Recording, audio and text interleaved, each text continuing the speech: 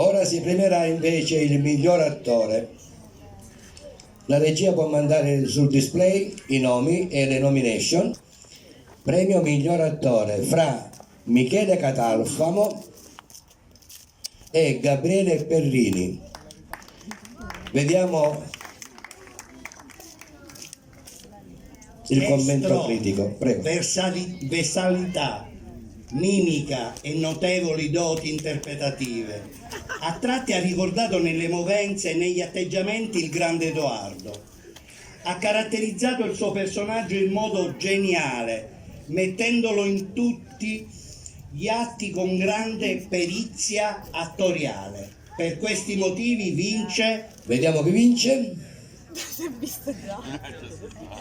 Vince Gabriele Perrini. Consegna il premio la dottoressa Tommasina Invesi. Eccolo qua.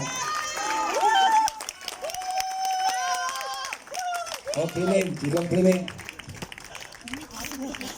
Complimenti. Che